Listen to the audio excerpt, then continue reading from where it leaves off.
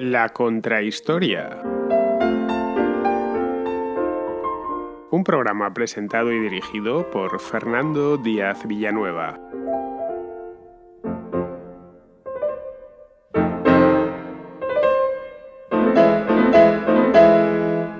En un lugar de la Mancha de cuyo nombre no quiero acordarme, no ha mucho tiempo que vivía un hidalgo de los de lanza en astillero, adarga antigua, rocín flaco y galgo corredor. Así comienza El ingenioso hidalgo Don Quijote de la Mancha, una novela escrita por Miguel de Cervantes Saavedra a principios del siglo XVII. Don Quijote de la Mancha, conocido simplemente como El Quijote, es una de las obras cumbre de la literatura universal y sin duda la más importante que jamás ha alumbrado la literatura en lengua castellana. El Quijote representa, además, la primera novela moderna y es el libro que más veces ha sido impreso después de la Biblia. Ha sido traducida a 140 lenguas en todo el mundo y ha servido de inspiración para dramaturgos, poetas, cineastas, músicos y todo tipo de artistas durante más de 4 siglos. Pocas obras literarias, en definitiva, han tenido el renombre y la difusión de Don Quijote, por lo que se trata de una novela realmente especial. El Quijote es inseparable por lo demás de su autor, Miguel de Cervantes, un aventurero nacido en Alcalá de Henares que no fue precisamente un académico, ni un ratón de biblioteca. Carecía de estudios universitarios, aunque no debieron ser pocas las lecturas que acumuló en su juventud. Era un hombre de carácter recio y decidido, se estableció en Madrid poco después de que Felipe II fijase la corte en la villa, era entonces muy joven, y de ahí pasó a Italia y se puso bajo la protección del cardenal Acquaviva. Pero la vida en Roma no le debía de satisfacer mucho porque se alistó en el tercio de Moncada, lo que le llevaría de cabeza a la batalla de Lepanto contra los turcos. Allí fue herido en la mano izquierda, pero eso no le retiró de la armada. Durante otros 3 años siguió prestando servicio de armas a la corona hasta que, cuando regresaba de Nápoles a España, un corsario otomano apresó la galera en la que viajaba y fue reducido a la esclavitud en la ciudad de Argel. Pasó allí 5 años que terminarían siendo cruciales para su obra literaria posterior. Tras ser rescatado de Argel por los frailes trinitarios, viajó a Portugal buscando la corte, que se había establecido temporalmente en Lisboa. Pero la suerte en Portugal no le sonrió y decidió entonces fijar su residencia en Madrid, donde daría comienzo su carrera como escritor, trabajo que compaginó con otros como el de comisario de provisiones de la Armada. Fue en esa época, en 1585, cuando se publicó su primera novela, titulada La Galatea. La segunda sería El Quijote, que vería la luz muchos años más tarde, en 1605, en la imprenta de Juan de la Cuesta en Madrid. Esta sería la primera parte. Una década después, en 1615, se publicaría la segunda, como consecuencia del gran éxito de público que había cosechado la primera parte. No pudo disfrutar del gran recibimiento que obtuvo por la segunda porque un año más tarde murió en su casa de Madrid.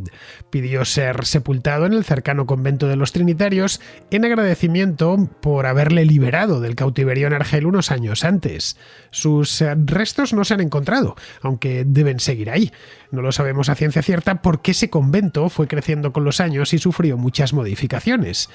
Pero los restos más valiosos de Cervantes no son sus huesos, sino su obra, especialmente El Quijote, una novela de tal importancia, de tal envergadura, que son muchos los estudiosos de todo el mundo que se interesan por ella. Hoy nos acompaña en la contrahistoria uno de ellos, Eric Graf, un cervantista estadounidense que lleva buena parte de su vida estudiando a fondo la obra de Cervantes, y más concretamente Don Quijote de la Mancha. Con él, con Eric, vamos a hablar con calma y reposo, tanto como se merece esta obra y este autor, de esta obra inigualable, por supuesto, y también de su autor, de Miguel de Cervantes, a quien hace ya unos cuantos siglos rebautizaron como el príncipe de los ingenios.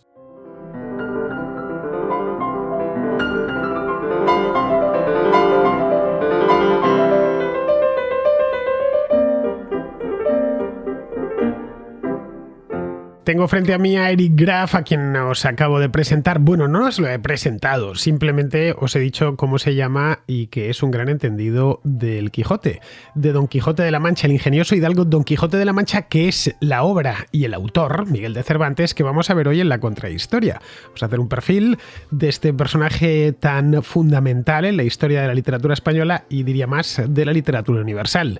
Y me he traído a un viejo amigo, que es Eric Graf, un viejo amigo que proviene de Texas y vive actualmente en Texas. Eric y yo nos conocimos, pues como con Alberto Garín nos conocimos en Guatemala.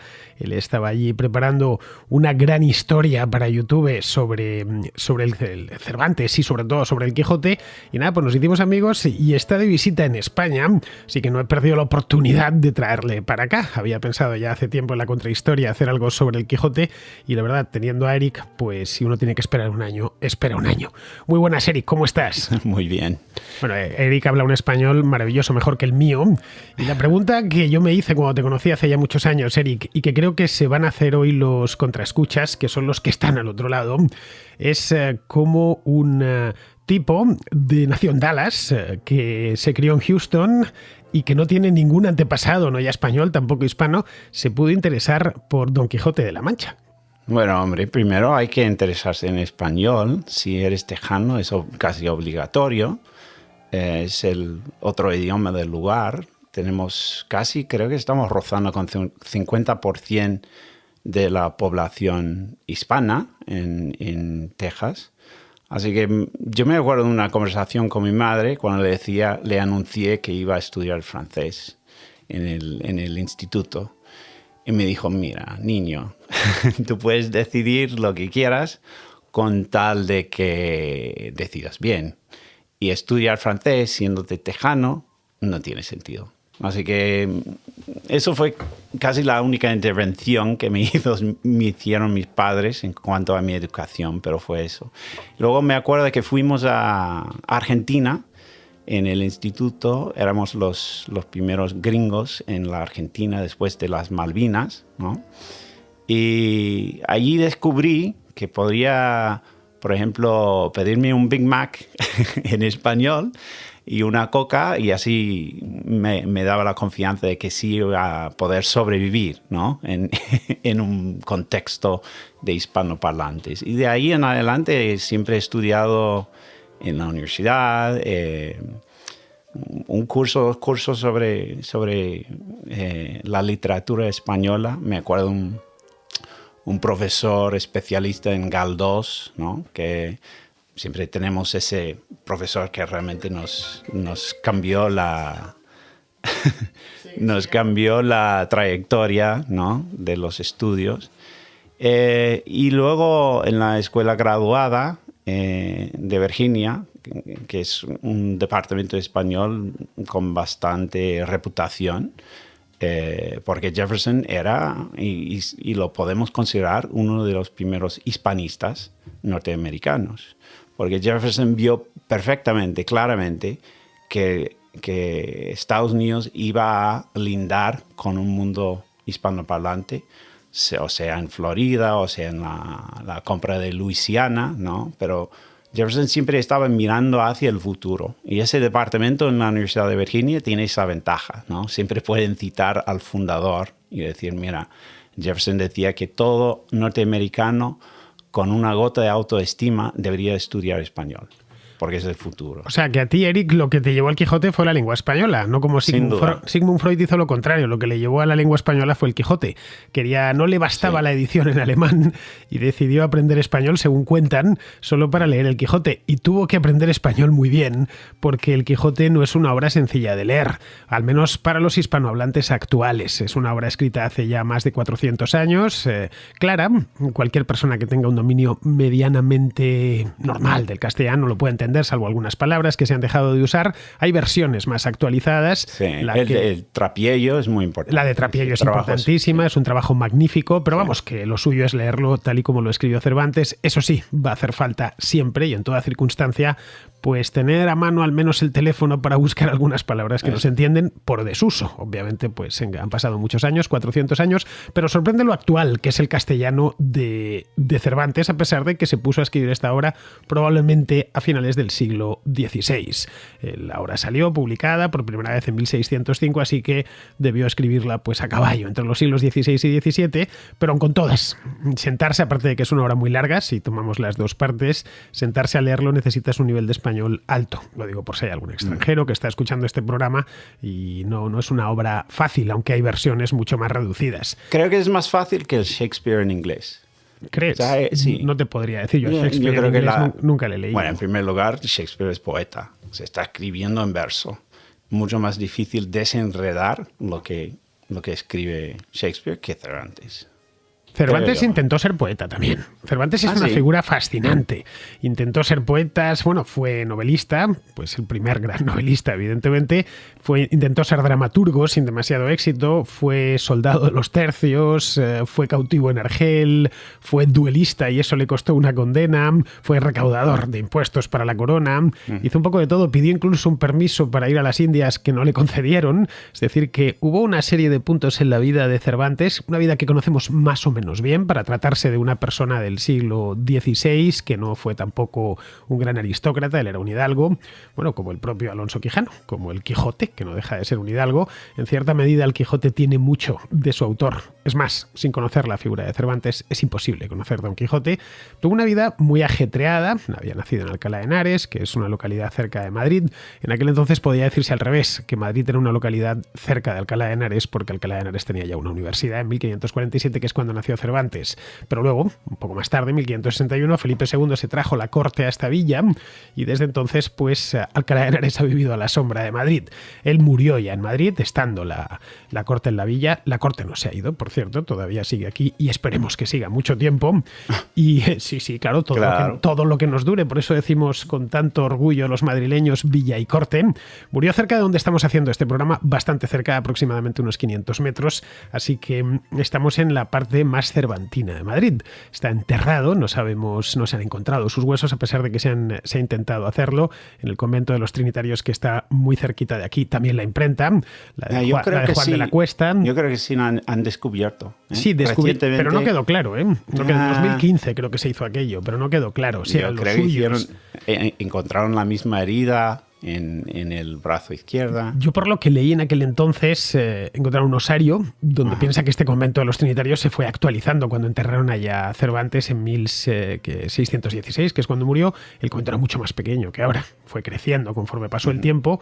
Y claro, Cervantes, ten en cuenta una cosa, que hoy, bueno, pues el Instituto de la Lengua Española se llama Cervantes, el premio literario más prestigioso en español se llama Cervantes, hay calles Cervantes en todas las ciudades de España y también en muchas de América, estatuas por doquier. Pero en el siglo XVI y XVII, concretamente el XVII, después de su muerte, tampoco se le consideraba nada especial. El ave fénix de los ingenios era Lope de Vega, no era Cervantes. Se tardó mucho tiempo en reconocer a Cervantes. Sin duda, está escribiendo novela. Novela no es la forma élite, ¿no? La novela es la forma más grosera, más vulgar de todas las artes escritas, ¿no? Eso hoy nos choca, pero en aquel entonces, finales del siglo XVI, cuando Cervantes ya ha vuelto de la Armada, porque se ha quedado no manco, Cervantes nunca estuvo manco, lo más que tuvo fue una mano atrofiada, la mano izquierda, le dio un balazo en la batalla de Lepanto, pero aun con todas siguió. Estuvo en Túnez, en Navarino, etcétera, y ya cuando volvió a España le asaltaron los corsarios berberiscos, se lo llevaron a Argel y a la vuelta es cuando decide ponerse como escritor, porque claro, no podía vivir de ello. Había varios géneros que podía explotar, uno de ellos era la poesía, que daba prestigio, otro de ellos era el teatro, que daba dinero, especialmente si eras un dramaturgo pues como Lope de Vega, y otro era la novela, que se quedaba un poco a mitad de camino entre una cosa y la otra y no dejaba un real. No tanto. O sea, al final de su vida logró ver el posible éxito de ser escritor, ¿no? Pero solo creo que unos pocos 3 años, algo así, ¿no? Pero con todas él tampoco muere rico ni famoso. No. Tenemos la introducción, una de las cartas de los que aprobaron el texto para el segundo tomo, describe a la embajada francesa que viene a Madrid buscando a Cervantes y asumiendo que este hombre debería estar como aquí al lado de la corte, viviendo bien, y alguien les tiene que informar que no, que este hombre es un pobre, está viviendo día a día, ¿no? Y no tiene la fama que tiene fuera de España incluso. Y hay un pequeño juego de palabras allí cuando el interlocutor francés dice, bueno, que si es así, que siga así, porque con el incentivo de tener que ganar más dinero, va a continuar escribiéndonos obras magnas, ¿no? Como el Quijote. La primera edición del Quijote en idioma extranjero se hace en inglés, creo que es en 1612, todavía con el en vida. Se tradujo también al francés, se tradujo al alemán posteriormente, creo que ya en la década de 1620 él ya había muerto. Vamos, que es una obra esta del Quijote que pronto despierta la atención de otros hablantes, que no se quedó exclusivamente escrita en castellano. Fue exitosa desde el principio, aunque exitosa seguramente no por lo que pensamos hoy en día, por ser una obra maestra, sino por ser una obra divertida, porque el Quijote es cómico, o mejor dicho, tragicómico, pero ¿quién no se ha reído leyendo el Quijote? Sí. En ocasiones a carcajadas. Bueno, has puesto el dedo probablemente en el debate más importante del campo de estudio de Cervantes, ¿no? Hay básicamente dos equipos, ¿no? Uno que cree que Cervantes escribió una sátira universal y que es una obra ligera. Si hay crítica de vez en cuando, pues eso se debe al género de la sátira. Y luego tenemos la interpretación romántica, ¿no? De críticos que creen que no, hay mucho más acá. Cervantes está dándonos una visión de la modernidad, está escribiendo a nosotros mismos la condición del ser humano moderno después de la Revolución Francesa, incluso, que de alguna manera Cervantes está anticipando ese conflicto de clases en el futuro. Yo me cuento entre estos, en el lado de los románticos. Yo creo que hay más ahí que una obra simplemente ligera y cómica. Yo creo que Cervantes tiene un plan más global y está criticando prácticas muy específicas. Por ejemplo, la esclavitud, la trata de negros es un tema importante en la primera parte. Toda la fantasía de la princesa de Micomicón se centra en esa nueva anexión de Portugal, ¿no? En 1580, que incorpora la trata de negros en el Imperio Español. Y siendo esclavo Cervantes mismo, yo creo que se lanza para criticar precisamente esa nueva institución. Y el segundo tema más importante creo que es la expulsión de los moriscos. Si lo pensamos bien, escribió la primera parte en 1605, y luego viene la expulsión, ¿no? Entre 1609 y 14, y luego sale la segunda parte. Entonces realmente la novela tiene, como entre la primera parte y la segunda, entre los dos tomos ocurre la expulsión. Y podemos ver claramente en la primera parte que está abogando en contra de esa acción, y en la segunda parte podemos ver claramente que está lamentando, incluso intentando, creo yo, corregir, ¿no? Establecer manera de reincorporar unos moriscos en el cuerpo político español.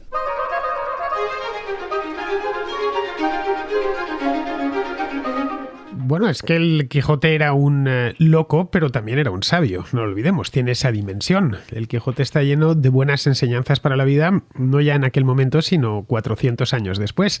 Hay algunos párrafos que me he apuntado aquí para este programa. Yo soy un gran enamorado del Quijote, creo que como cualquier persona que se tenga por refinada, vamos, o culturalmente refinada. Desde que lo leí por primera vez, que tendría 13 o 14 años, pues desde entonces lo he leído en alguna que otra ocasión, y a veces simplemente me siento, me tiro en la cama para leer fragmentos, porque es una delicia. Especialmente las enseñanzas, la parte cómica, digamos, era lo que más gracia me hacía cuando era un adolescente, pero luego empecé a descubrir nuevas cosas en el Quijote. El Quijote no se acaba nunca, lo digo para los que no lo hayáis leído. Está todo, la condición humana entera cabe en el Quijote. Probablemente Cervantes no quiso ser tan ambicioso, porque esta novela la empezó un poco como una novela corta, una novela ejemplar, que debió gustar y fue creando poco a poco un mundo, hasta que ya al final, en la segunda parte, después de que le hiciesen aquella fechoría de Avellaneda, decide terminar el Quijote y matarle, es decir, acabar con la muerte, eso sí, en la cama, no en un torneo, aunque poco le faltó para morir a manos del caballero de la Blanca Luna, que le reta en la playa de Barcelona. Hay un párrafo que me he apuntado aquí que es maravilloso. Son los consejos que le da a Sancho Panza cuando le hacen gobernador de la falsa isla Barataria, que el señor Sancho Panza está convencido. Estamos en el momento ya en el que Sancho se está quijotizando. Realmente se cree que es gobernador y le da una serie de consejos que no por ingenuos son menos importantes, por ingenuos porque son dos personajes que realmente ya se están interpretando a sí mismos. Esto es en la segunda parte, y le dice a Sancho: no hagas muchas pragmáticas, es decir, muchas leyes, y si las hicieres, procura que sean buenas, y sobre todo que se guarden y cumplan, que las pragmáticas que no se guardan, lo mismo es que si no lo fuesen.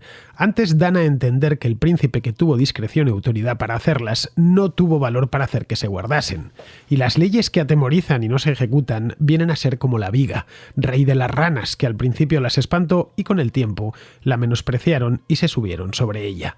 Bien, aquí tenemos todo una instrucción para gobernantes. Impresionante, ¿no? Es una anticipación de un principio liberal de que las leyes tienen que cuajar con la sociedad, tiene que haber una relación natural, y si el público no puede ver una ley como algo natural, ¿no?, que harían de costumbre, entonces muy peligroso.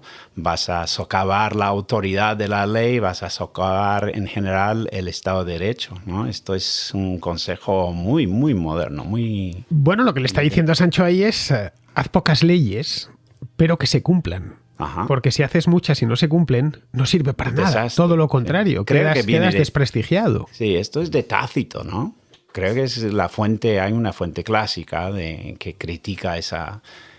hay una relación inversa, ¿no?, entre la libertad de un ciudadano y el número de las leyes, ¿no? Si hay más leyes, eso indica más problema con el gobierno y menos libertad para el ciudadano. Cervantes fue un gran lector, eso es indiscutible. Alguien que no ha leído no podía escribir tan bien ni tener un vocabulario tan rico. El Quijote es una de las, yo creo que la novela que más palabras tiene, que tiene un léxico de miles y miles de palabras distintas. Por eso digo, cuando uno se pone a leerlo, necesita recurrir a un diccionario, por lo menos, o al teléfono. Ahora, antiguamente eran los diccionarios lo que necesitábamos, pero aprendió mucho de la vida, no solo de los libros. Es decir, esta frase que acabo de reproducir podía haberla extraído de sus propias experiencias, tanto en España como en Italia.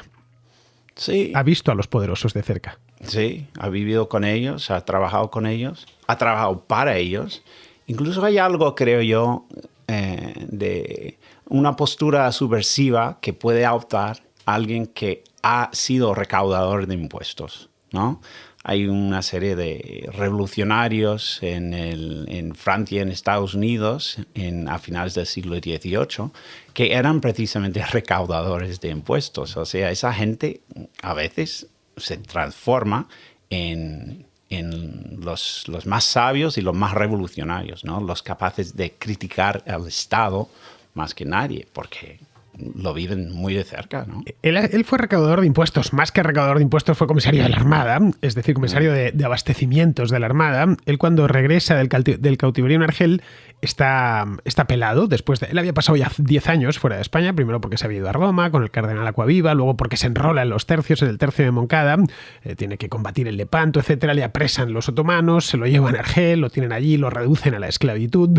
Que esto, su sensibilidad precisamente por la esclavitud, es que él ha sido un esclavo. Sin duda. Él sabe lo que es la esclavitud. Sin duda. Es más, le iban a mandar a Constantinopla. Por suerte llegaron los trinitarios con dinero suficiente como para rescatarle. Ahí de nuevo la literatura universal le debe mucho a una pura casualidad, o el hecho mismo de que se metiese en un duelo antes de irse a Italia. Bueno, él se va a Italia porque se mete en un duelo, porque mata a un maestro de obras en Madrid y le condenan a cortarle la mano derecha. Ya no hubiéramos tenido el Quijote. La vida de Cervantes está llena de casualidades por todas partes, que luego en cierta medida se reproducen en Don Quijote de la Mancha, en este hidalgo. Empezando por el hecho mismo de que él era un hidalgo como Alonso Quijano. Él venía de una familia de la baja nobleza. Que tenía, en teoría, derechos o privilegios de nobleza, ¿no? Pero nada más. Estaban básicamente en la ruina. Y entonces lo que hace... Su abuelo sí había sido un abogado importante, pero su padre había sido un cirujano, un barbero. En aquel entonces era básicamente lo mismo. Es más, aquí tenemos otra coincidencia. Su padre había sido barbero y Don Quijote, cuando se le estropea el casco, el yelmo, se pone como yelmo una vacinilla de barbero. Es todo un detalle. El rey de los barberos. Sí, el rey de los barberos. Bueno, pues volviendo a lo que decía de la falta de dinero, él se mete a recaudador de impuestos, a comisario de la Armada, porque no tiene dinero y quiere un nombramiento. Bueno, pues al menos que esto de escribir no me da para vivir, porque no soy un poeta especialmente bueno, o eso creía, en tanto en cuanto pues no se lo reconocían, porque sus obras de teatro en Madrid no se van a ver o no se estrenan, porque acaba de irrumpir con una fuerza tremenda Lope de Vega y necesito trabajar de algo. Y es gracias a de nuevo otra casualidad, gracias a este empleo que encuentra de comisario de la Armada. Claro, él está en Madrid, pero la base principal de la Armada está en Andalucía y tiene que estar continuamente viajando de Madrid, atravesando La Mancha y buena parte de Andalucía. Y allí tiene oportunidad de recorrer La Mancha varias veces y conocer las ventas y conocer el paisaje, los personajes que se va encontrando en aquellas ventas. En el siglo XVI, viajar de Madrid a Sevilla no era como hoy, que tardas 2 horas y media, se tardaban 2 semanas tranquilamente.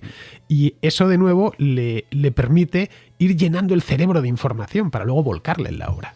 Sin duda. Y es muy plausible que casi cada episodio tenga su grano en la historia. Tiene su origen, su semilla original en algo que ocurrió. Hay un hombre recientemente, creo que se llama Javier Escudero, que ha escrito sobre varios episodios informándonos sobre la fuente verídica histórica, ¿no? Que en realidad hubo un loco hidalgo que atacó a Molinos de Viento en aquella época, finales del 16, algo así. Entonces, incluso el episodio más famoso tiene su semilla en la realidad. Creo que eso indica cómo componía, ¿no? Lo mismo lo vemos en el capítulo 19, por ejemplo. Los hombres vestidos de blanco, ¿no? Que andan con un cuerpo muerto, ¿no? Y ese episodio se basa en el traslado del cadáver de San Juan de la Cruz, del sur, de Úbeda, creo que iban hacia Segovia, ¿no? Y ese evento, en teoría, ocurrió. Entonces, su personaje principal está siempre cruzando o dándose con eventos reales, ¿no? En la historia. Sí, seguramente cosas que le contaron o que pudo él ver personalmente. La construcción, por supuesto, del personaje de Sancho Panza está extraído del pueblo de aquella época, del castellano, el labriego castellano de aquella época. Es un personaje entrañable. Bueno, ya se ha hablado 1000 veces de ello, ¿no? Él representa la razón y la sensatez, aunque no del todo, porque él está convencido de que de que Alonso Quijano le va a dar el gobierno de una ínsula, en mitad de la Mancha. Luego el hecho mismo de salir en el siglo XVI, estamos hablando a finales del siglo XVI o principios del XVII, salir vestido de caballero andante. Es como si, no sé, hoy se pasease por la Mancha, pues un tipo vestido al estilo de las guerras napoleónicas. Los caballeros andantes, esas armaduras habían desaparecido ya, pues 200 años antes, una cosa así. Y el hecho mismo de que Sancho Panza acompañe a un burón perturbado, básicamente, si lo miramos de manera fría y desapasionada, decimos, es un loco de atar. Sancho Panza también tiene su parte de locura, en tanto que se mete en esto, quizá para sacar algo, pero luego a partir de ahí sabe construir una relación entrañable, de amistad pura. Entre los dos. Sí, esa amistad se ve más que nada en la segunda parte, donde Sancho parece no solo querer aceptar la fantasía de volverse en gobernador, casi quiere satisfacer a la fantasía de Don Quijote mismo, ¿no? Es casi un gesto de amistad hacia Don Quijote. Y él más que nadie lamenta su muerte y empieza a sufrir con él más que nada en la segunda parte. En la primera parte está más o menos quedándose un poco aparte, ¿no? Y juzgándole. En la segunda parte está intentando animarle. Tengo aquí ya al final del Quijote de la segunda parte, en el último capítulo, poco antes de terminar, lo que le pide Sancho cuando está ya Alonso Quijano ha recuperado la cordura, ya se ha dado cuenta de que ha estado haciendo el loco durante todo este tiempo y está ya en su lecho de muerte, y Sancho, que está ahí por supuesto, le dice: «Ay», respondió Sancho llorando, «no se muera vuestra merced, señor mío, sino tome mi consejo y viva muchos años, porque la mayor locura que puede hacer un hombre en esta vida es dejarse morir sin más ni más, sin que nadie le mate ni otras manos le acaben que las de la melancolía. Mire, no sea perezoso, sino levántese de esa cama y vámonos al campo vestidos de pastores, como tenemos concertado, pasado. Quizá tras de alguna mata hallaremos a la señora doña Dulcinea desencantada, que no haya más que ver. Si es que se muere a pesar de verse vencido, écheme a mí la culpa diciendo que por haber yo cinchado mal a Rocinante le derribaron. Cuanto más que vuestra merced habrá visto en sus libros de caballerías ser cosa ordinaria derribarse unos caballeros a otros, y que es ser vencido y es ser vencedor mañana. Es decir, le despide de esta manera y Sancho le está diciendo vamos a volver a salir. Sí. Aunque sea vestidos de pastores. Sí, un episodio muy tierno, ¿no? Este es de la ternura más absoluta. Le pide, usted no ha sido culpable, no se muera por eso, no se muera por pena, por haber sido derrotado. Échame a mí la culpa, diga que cinché mal el caballo y que por eso fue derribado en la playa. Es una relación que luego funciona muy bien a lo largo de la historia de la literatura. Tenemos relaciones de este estilo. Hay Arthur Conan Doyle con Sherlock Holmes y Watson. Es una relación evidentemente no igual, pero que se da un aire. Asterix y Obelix tienen una relación similar, de una ternura absoluta, en el que uno representa el idealismo, uno representa la justicia y el otro representa el mundo material. Generalmente al que representa el mundo material se le suele representar con sobrepeso. Bien, ahí de nuevo Cervantes inventa algo que no existía. Sí, esto no había figurado en la literatura. Hombre, mínimamente en el Lazarillo, yo creo que sí. Ese diálogo profundo, continuo entre el hidalgo y el campesino es uno de los legados más importantes, ¿no? Es uno de sus propios inventos. Creo que Harold Bloom, el especialista en Shakespeare, dijo que Shakespeare nos legó un sinfín de personajes y Cervantes 2.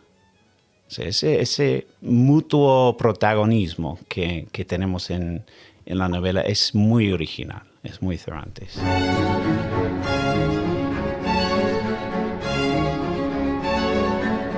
Cervantes lo que hace aquí es, en cierta medida, tomar justa venganza de muchas de sus desdichas, porque no deja títere con cabeza.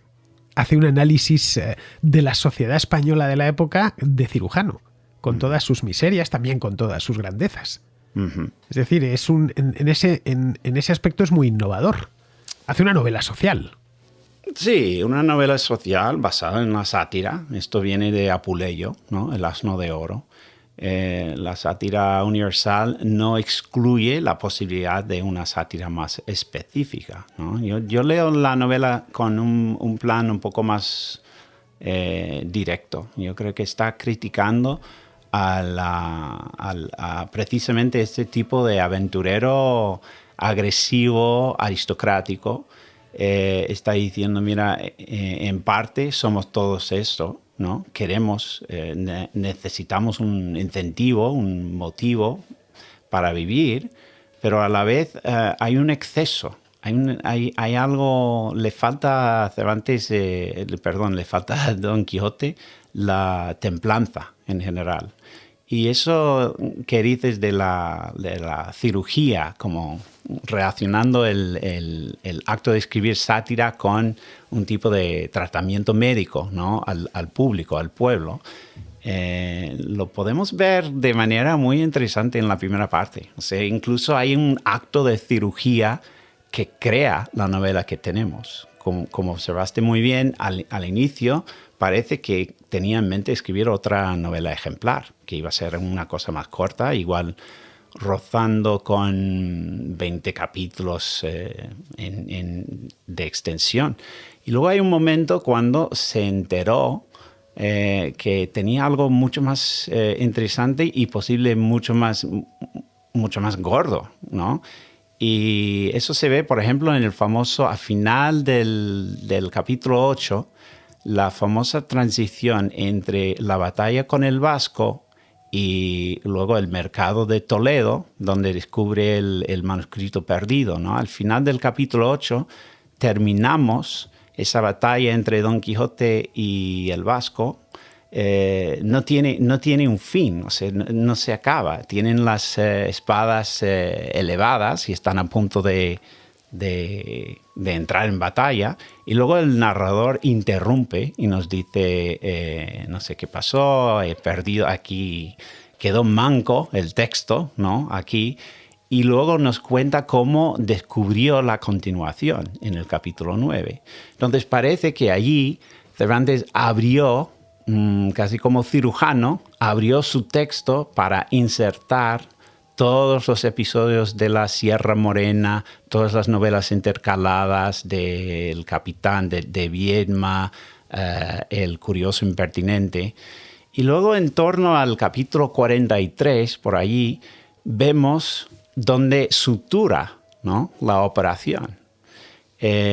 Por ejemplo, porque el capítulo 43 no existe. No tenemos el membrete, no tenemos el resumen, no tenemos el número del capítulo para indicarnos que estamos en el capítulo 43. Entonces el lector de 42 se encuentra al final del capítulo con el principio de 44. Entonces parece que ahí suturó el texto. Y lo interesante para mí es que en esos dos lugares donde parece haber ocurrido un tipo de cirugía, ¿no?, operación, en la novela, en Don Quijote mismo, si queremos extender un poco la metáfora, está intentando curar, operar en Don Quijote. Y lo que encontramos ahí son dos símbolos muy importantes. El molino de viento, quizás el símbolo más importante de la historia de la novela en general, gracias a Cervantes, y luego el cabestro de Sancho. Y resulta que esos dos símbolos vienen como parte de la alegoría general de la virtud cardinal de la templanza. Y eso es un detalle que a nadie le va a importar, pero como soy especialista en la novela, me he vuelto un poco quijotesco yo mismo. Pero creo que es información importante tener. Podemos ver que Cervantes abrió su texto justo en torno a los símbolos para la cura, ¿no? La curación es la templanza, lo que le falta a Don Quijote. Yo os aseguro que Eric es muy quijotesco desde el punto de vista personal. Os lo puedo garantizar. Es un Alonso Quijano de Dallas. Tiene todos los mismos tormentos y las mismas dudas existenciales, que le conozco hace muchos años y sé perfectamente cómo es. Vamos, que no es extraño que se interesase por alguien como el Quijote. Bien, si muchas veces me han preguntado, me han dicho, oye, si tan poca gente sabía en el siglo XVI o en el siglo XVI de leer, ¿cómo era posible que se publicasen tantos libros? Porque no habría mercado para tan poca gente que podía leerlos. Hoy la alfabetización es del 100% y a pesar de ello, pues se lee poco para la alfabetización que hay. Luego al final siempre leen los mismos. Pero bueno, que en aquel entonces no eran muchos, en torno al 10% de la población. Quizá en la ciudad de Madrid habría algo más, porque estaba la corte aquí, había escritores y demás, pero bueno, que seguía siendo poca gente en comparación con lo que es hoy. Y me preguntan cómo es posible que saliesen todos estos libros y que el libro se hiciese famoso, porque la primera parte del Quijote se hace realmente popular, aunque solo sea por la parte cómica del libro. Bien, yo le respondo que los libros la mayor parte de la gente no los leía, se los leían. Iban leyéndolo, había en las plazas y plazuelas y en las calles de Madrid o de cualquier ciudad, había un tipo que se ponía y leía. Y se sentaba la gente alrededor a escuchar. Exactamente como ocurre en la Sierra Morena, ¿no? Efectivamente. Eso es realismo lo que vemos ahí. Y aquí tiene el Quijote otra cosa que yo estoy convencido que si Miguel de Cervantes hubiese vivido en el siglo XX o en el XXI, se hubiese hecho director de cine al 100%, porque creo que hay pocas novelas del siglo XVI, XVII, ninguna, tan visuales como esta. Por eso ha sido tan fácil llevarlo a la gran pantalla. Creo que se han hecho algo así como 50 o más adaptaciones cinematográficas y televisivas del Quijote. Es muy fácil ponerlo en imágenes. Quizá porque quiso ser un autor de teatro y no lo consiguió. Sí. Casi cualquier episodio, el manteo de Sancho, el episodio de los molinos que ha sido reproducido en millones de ocasiones, ¿no? Sí, y creo que Cervantes es bastante flexible en cuanto a dejar que su lector proporcione los detalles no necesarios, ¿no? Hay un momento cuando dice que el lector debería agradecerme por lo que no he escrito y no solamente por lo que he escrito. Entonces él sabe muy bien dejar aprovecharse de la imaginación del lector mismo, ¿no? Y eso probablemente viene de su primer intento de ser dramaturgo. Es lo que quería hacer, ¿no? Y el diálogo, que le viene también muy natural, ¿no? Naturalmente, eso también se debe a un intento de competir con el monstruo de la naturaleza, ¿no? a quien critica en la primera parte también. O sea, el monstruo de la naturaleza es Lope de Vega. Lope, sí. Lo digo para los que no estén iniciados en esto. Lope de Vega y Cervantes eran de distinta edad. Lope de Vega era algo más joven, no mucho más joven, pero sí algo más joven. Tuvieron al principio una buena relación, pero luego se estropeó bastante. Sí, algo fue mal, no sé. Hay gente que... Hay un montón de teorías acerca de eso.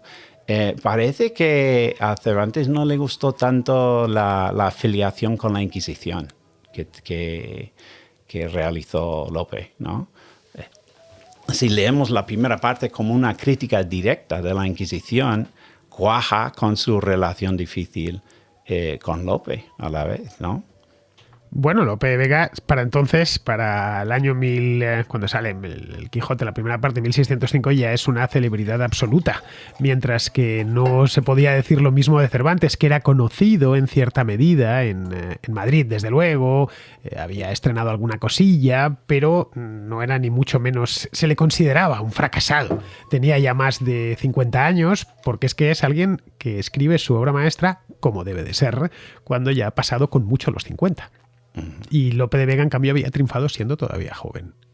Sí, era como un futbolista de la literatura. Había llegado que, por cierto, Lope de Vega también tuvo una vida muy interesante. Estuvo en la batalla de la Tercera.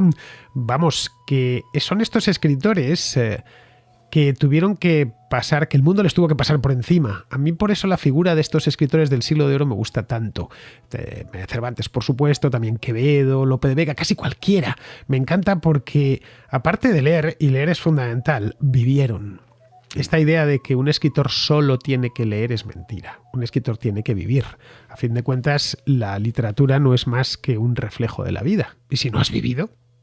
Por eso me sorprende, es muy habitual ver a cervantistas, tú conocerás unos cuantos que no han salido en su vida de la biblioteca. Claro, y esa conclusión a que llegaste también puede ser un consejo muy pragmático. O sea, se ve que lo interesante de Cervantes no es solamente su literatura, su vida. Sería difícil imaginar a una vida tan interesante, ¿no? Y separar esas experiencias con su obra magna es imposible. Y con tantas desdichas, porque las va acumulando. Es decir, no olvidemos que el manco no está porque nunca estuvo manco, pero desde Lepanto, siendo aún muy joven, se queda sin mano izquierda. Sí, ¿no? Una vida durísima. Y eso es lo increíble, porque se puede ver al final de la segunda parte, esa voz que describe la muerte de Don Quijote. No es una voz enojada. O sea, lo curioso es, después de haber sufrido tanto, Cervantes nos transmite una actitud sumamente positiva, sumamente humanista, ¿no? Hay un amor por el prójimo, un amor por incluso sus enemigos. Hay un otro debate sobre lo de Avellaneda, si Cervantes realmente estaba enfadado o no. Para mí es difícil decir, mira, Cervantes estaba enfurecido por esta competencia, odiaba a Lope. No, yo creo que el conflicto ahí es algo mucho más ligero. Incluso Cervantes ve y entiende perfectamente que él no pudiera haber sido el gran escritor que era sin esos impulsos, sin esa presión por Lope. La competencia con Avellaneda le da la oportunidad de escribir en la segunda parte. La segunda parte, que es mejor. La segunda parte es una maravilla. Claro. Y es la que menos se lee. Mucha gente piensa que es la primera, la original, y la primera tiene algo de retales que va sumando por lo que decimos. Se nota, claro, como ha explicado antes Eric, que está en ciertos puntos cosida, ¿no? Lo ha ido haciendo como Frankenstein. Sí, pequeños relatos que él concebía como novelas cortas, que claro, costaba menos imprimirlas y distribuirlas, y que se leían. Entonces él vio que la cosa funcionaba y dijo, pues voy a seguir sumando relatitos. Por eso en la primera parte tiene es una sucesión de aventuras, una tras la otra, que a veces cuesta engancharlas las unas con las otras, mientras que la segunda está concebida ya como una obra, un libro completo, del principio al fin, y él nunca seguramente hubiera escrito la segunda parte si no llega a ser por lo de Avellaneda. Incluso hay ciertas maniobras ahí anticipando el posmodernismo. O sea, una reflexión sobre el acto de escribir. Hay momentos cuando los personajes se enteran de que son personajes, ¿no? Anticipando a Niebla, por ejemplo, de Unamuno, donde el personaje está consciente de ser personaje, ¿no? Esto es muy innovador. El que no haya leído El Quijote, o por lo menos la segunda parte, no lo sabe. Pero es que en la segunda parte, Don Quijote de la Mancha es consciente de que se llama Don Quijote de la Mancha y que hay gente leyendo sus aventuras. Sí, y luego tanto Don Quijote como el autor dice que va a esquivar, va a evitar ir a Zaragoza. O sea, incluso está escribiendo una novela en contra de otra novela. Y el debate está ocurriendo dentro de la novela. Es magnífico. Y si fuese novelista, sería también un reto enorme, ¿no? Cervantes, por haber escrito no solamente la primera novela, sino la primera novela postmoderna, realmente dificulta a la vida de un autor que quisiera competir con ese... Yo eso de la primera novela postmoderna nunca lo había oído, ¿eh? Bueno, eso es bastante común. Javier Cercas, por ejemplo, tiene un nuevo librito sobre... Cercas es un gran entendido del Quijote. Eso sí. Claro, es que hay muchísimo material. Es imposible leérselo todo y seguir a todos. Yo recomiendo de cualquier manera leer El Quijote primero y luego a los quijotistas, es decir, a los que saben de esto. Tú tienes, de hecho, un libro publicado hace ya... Está en inglés, eso sí, nunca se ha traducido al español, cosa que no he entendido, que es Cervantes and Modernity. Sí. Eso es mi primer libro. Mi último libro se llama Cervantes y como Anatomía de la Libertad, ¿no? Anatomía de la Libertad en Don Quijote. Y mi acercamiento creo que es bastante distinto en el sentido de que yo parto de la tradición angla, ¿no? Y intento ver cómo ha tenido tanta influencia Cervantes en toda una generación de liberales clásicos. Jefferson, por ejemplo, Hobbes, todos los grandes, Madison, Tocqueville, por ejemplo, son adeptos de Cervantes. Y lo interesante es que dialogan entre sí, citando ciertos episodios del Quijote. Edmund Burke, por ejemplo, él toma el episodio de los galeotes, ¿no? En la primera parte, y dice, este es un buen ejemplo de cómo hay que respetar la ley. Él ve a Don Quijote como un transgresor, como un radical que está intentando ponerle patas arriba a toda la sociedad, ¿no? Descartando la ley y imponiendo la suya. O sea, para Burke, Don Quijote es un revolucionario irresponsable, ¿no? Pero luego más tarde, para alguien como Tocqueville, Don Quijote es el modelo del aristócrata que está perdiendo poder, cediendo poder ante esta nueva fuerza demográfica y democrática que representa Sancho.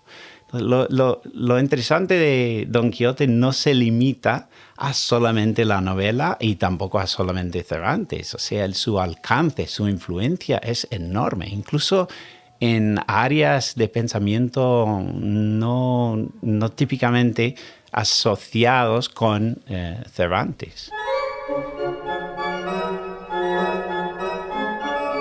Hay otra cosa aquí que suele ignorarse y es que El Quijote es una obra escrita por un español que empiezan a valorar por primera vez en Inglaterra y en el mundo anglo en general, esto lo acaba de comentar Erika ahora, y que al final termina dándole su forma estética, su imagen, se la termina dando un francés, Gustave Doré. Pero es en el mundo anglosajón donde se empieza a valorar el Quijote en condiciones, ya en el siglo XVIII y sobre todo en el siglo XIX. Aquí en España se le había tenido por una obra tragicómica, divertida, con un valor limitado. Sí, ya está. Nada más. Qué gracioso es Don Quijote. Y durante 2 siglos, el siglo XVII y el siglo XVIII, bien, no hay grandes ediciones, ni a nadie se le hubiera ocurrido hacer un busto a Cervantes en 1750, ni dedicarle una calle, ni siquiera hablar de él. No había el más mínimo interés. Se le empieza a valorar fuera, especialmente en el mundo anglosajón, que es donde empiezan a descubrir los valores y donde empiezan luego posteriormente a escribir novelas. Eso es un dato curioso del libro de Cercas es que los españoles inventasteis la novela y luego la abandonasteis hasta el siglo XX. O sea, tenemos que ir hasta el boom, hasta Vargas Llosa, García Márquez, Borges, para encontrar a la novela o una forma de narrar muy avanzada, inaugurada por Cervantes, pero abandonada por siglos en el mundo de hispanoparlantes. Sí, ya está bien entrado el siglo XIX, cuando Sí. se vuelven a escribir novelas en España. Sí, y no tan buenas. O sea, las mejores novelas en español, y yo vengo de fuera, ¿eh? Yo no soy capaz de este juicio Aquí se dice, estético. yo ni pero- quito ni pongo rey. ni quito ni pongo rey, pero citando otra vez a Cercas, es un dato muy curioso que tenemos que llegar hasta casi mitad del siglo XX, no solamente XIX. O sea, sí, Galdós, Cercas dice que Galdós sí es un gran escritor, pero no roza con Dickens. O sea, lo que está pasando todavía en el siglo XIX en otros lugares, sobre todo el mundo anglo, el mundo francés, el legado de Cervantes está allí, ¿no? Y no está en el mundo hispanoparlantes. Sí, es cierto, y casi hasta, no diré hasta el momento presente, porque ya en el siglo XX se le empieza a valorar mucho en España, pues como todo lo que hacemos en este país, que llegamos tarde a las cosas y luego somos los más entusiastas del mundo. Ahora Cervantes es ubicuo, el nombre Cervantes por todas partes. Sí. Hay ciudades como Alcalá de Henares que con razón sienten orgullo de haber tenido entre sus naturales a alguien como Cervantes, que es omnipresente. Cervantes en Alcalá de Henares, allí se conserva su casa. La de Madrid se tiró sin la más mínima misericordia. De hecho, después del programa nos vamos a ir, Eric y yo, como está cerca, a donde estuvo la casa de Cervantes. Enfrente está la de Lope de Vega y esa se conserva. Y en la esquina estaba la de Quevedo. Vivían todos en el mismo sitio, la de Góngora, de donde Quevedo, por cierto, le largó porque era su casero. Bien, están todas muy cerquita, el convento de las Trinitarias, etcétera. La iglesia de San Sebastián no anda muy lejos. Bien, pues vamos a acercarnos con mi cámara de vídeo y vamos a hacer un vídeo y os lo subiremos a mi canal de YouTube para que lo veáis. Bien, la propia casa de Cervantes, donde Cervantes muere en 1616, se derribó en Madrid sin el más mínimo problema. En el siglo XIX se hizo una casa de apartamentos encima. Luego tuvieron que ir corriendo años más tarde por una placa. Aquí estuvo la casa del príncipe de los ingenios. Esto en el siglo XIX. Muy la curioso. Casa de Shakespeare se conserva, no lo olvides. Perfecta, en perfecto estado. Lo que sí que se conserva es la casa de Cervantes en Alcalá. Y ahí la tienen, con un banco puesto, con Sancho Panza, unas 2 estatuas de bulto redondo, te puedes sentar además entre ellos, con Sancho Panza y el Quijote. Y en el resto del país, pues, ¿qué queréis que os diga? Delante de las Cortes hay una estatua de Cervantes. Bueno, la calle Cervantes no es muy grande en Madrid, pero porque es que es la calle donde estaba su casa, pero hay por todas partes. Incluso en América me consta que también es alguien muy reconocido, especialmente en los ámbitos literarios, y no solo. En prácticamente, sino todos, pues yo creo que todos los países de habla hispana, en las escuelas, no sé si se obliga a leer el Quijote, pero sí al menos se habla de él. Lo que no sé es si en el mundo anglosajón se sigue conociendo tanto como se conoció en su momento, y se sigue reclamando. En los high school en Estados Unidos, por ejemplo, a los alumnos se les habla del Quijote. Oh, mira, el tema de la educación en Estados Unidos es para otro programa, la verdad. Yo creo que es una figura reconocible, o sea, incluso casi como un mito, ¿no? Don Quijote no es completamente como un fantasma o algo completamente olvidado, está presente, pero yo no veo a mucha gente leyendo la novela entera y más allá del capítulo 8 o 9. Y eso se debe a otros factores, ¿eh? Esto no tiene nada que ver con... Pero si tú vas, por ejemplo, por Dallas, por tu ciudad natal, y paras a una persona por la calle y le preguntas, una persona, no un niño, evidentemente, pero no sé, una persona de 30, 40 años, ¿sabe usted quién es Don Quijote o quién fue Don Quijote? ¿Qué te dirá? Yo, no sé. He encontrado a gente que no saben quién es, no saben quién es Cervantes, y hay otra gente que sí. O sea, no sé, sería como... cruz o cara, ¿no? De la moneda. Tienes un chance de 50% de que sí sepa algo. Haber leído toda la novela, muy poca gente. O sea, estamos hablando de más de 1000 páginas en época de Google y YouTube, la gente no se dedica a leer. Lo que sí ha tenido es un gran texto recorrido cinematográfico, por supuesto, televisivo. Aquí hizo Televisión Española una serie con Fernando Rey y Alfredo Landa hace cosa de 30 años, que está muy bien, por cierto, y que la tenéis disponible en Radio Televisión Española a la carta. La podéis ver sin problemas, o estaba ahí disponible, no sé si seguirá. Y también en YouTube. Tú hiciste, de hecho, una serie en la Universidad Francisco Marroquín sobre esto. Sí, es todo un curso detallado sobre cada aspecto de la novela. Un proyecto quijotesco en sí, muy difícil. Nos llevaron varios años. Estaba yo allí, recuerdo. Sí, sí. Muy curioso, lo puedes ver desde en el primer capítulo, donde parezco un tipo de ciervo en las luces del carro, ¿no? Espantado, con mucho miedo, intentando hablar en español. Y luego para finales de la segunda parte, incluso se ve que el profesorito ha aprendido a hablar mejor. Bueno, tú hablas, yo desde que te conozco, Eric, hablas estupendamente español. Hablas español, vamos, lo pronuncias además a la perfección. Dispones de una riqueza de léxico fuera de lo común.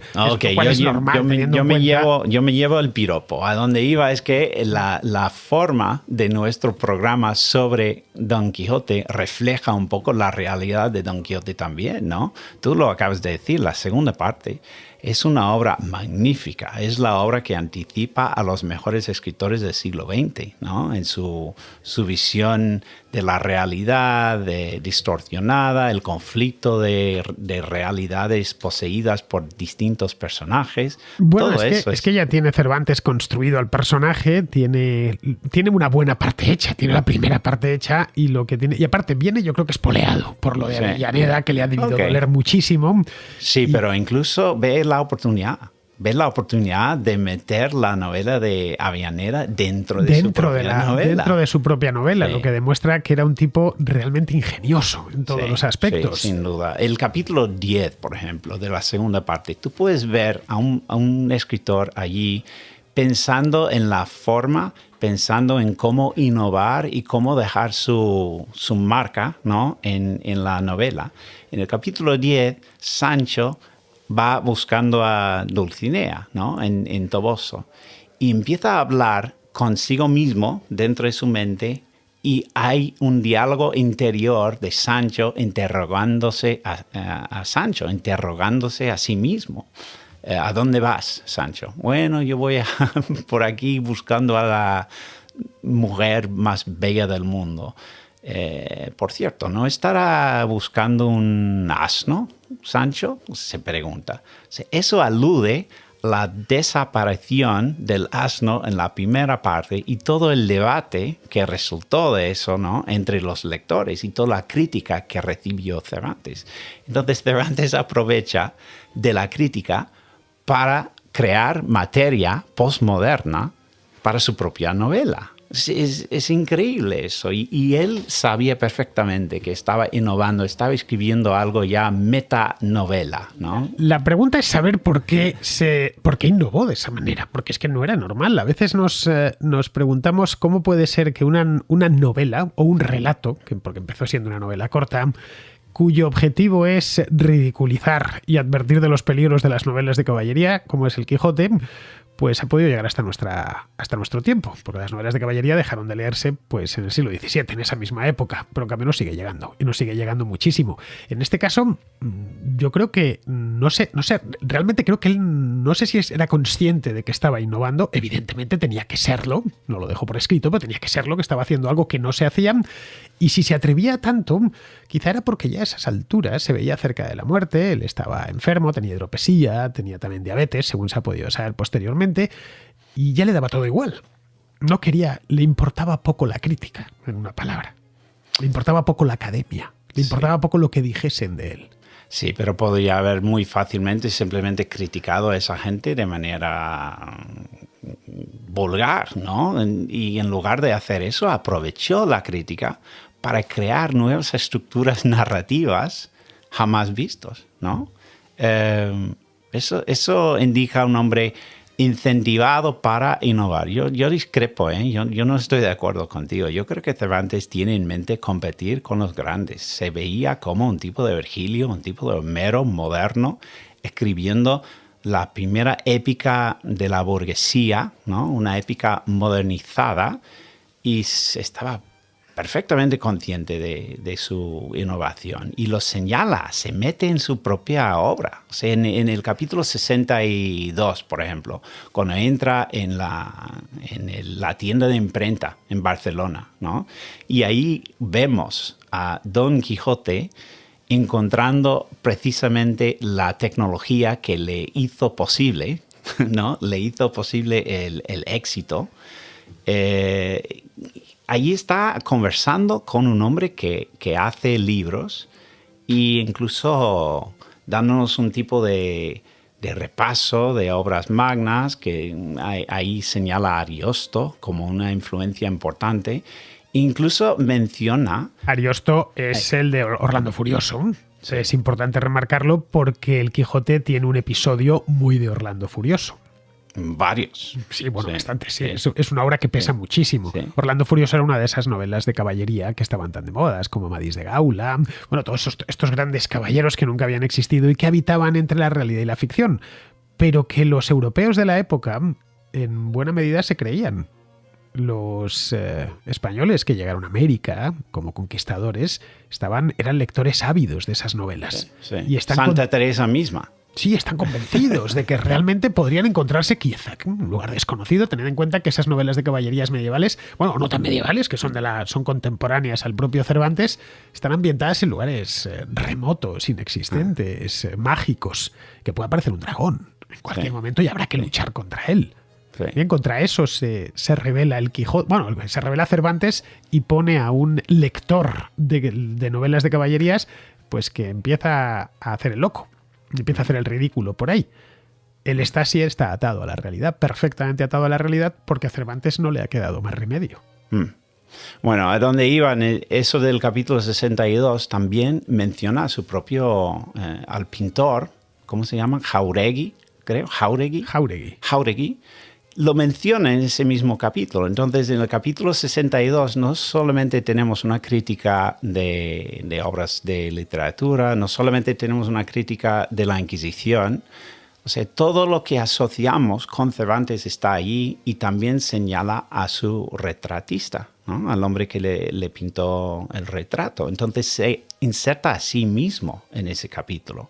El capítulo más postmoderno de la novela contiene una bandera roja diciendo, ojo, mira, estoy aquí, este es mi obra, y está remarcado con mi personalidad y mi capacidad de ser inventor, innovador de algo completamente nuevo.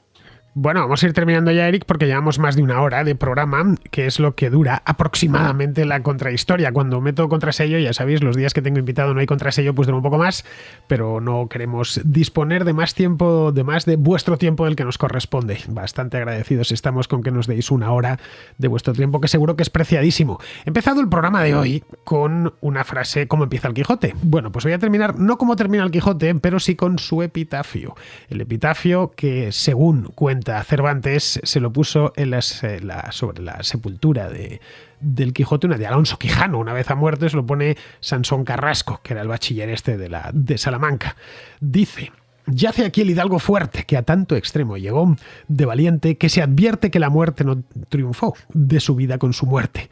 Tuvo a todo el mundo en poco, fue el espantajo y el coco del mundo en tal coyuntura, que acreditó su ventura morir cuerdo y vivir loco.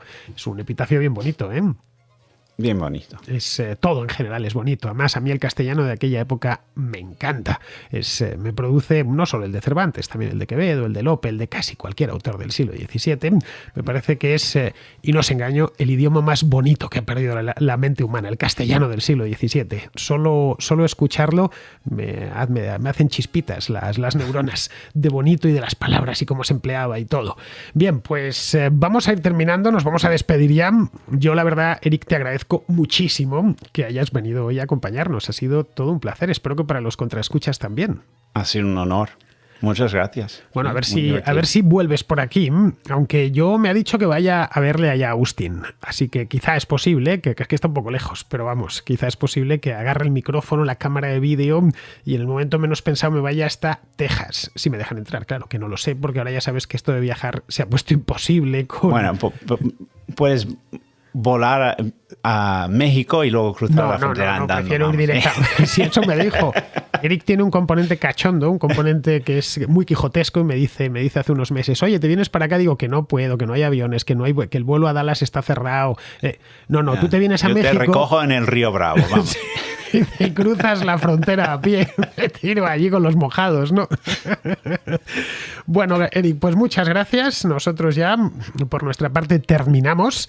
Ya sabéis, aquí en La Contrahistoria, siempre lo mejor y con los mejores. Hoy hemos tenido a uno de ellos, que es Eric Graf. El día menos pensado, Eric, por cierto, es amigo de Alberto Garín también, ¿eh? El día menos pensado nos hacemos un trío, Alberto, Eric y yo, hablando sobre un tema interesante siempre.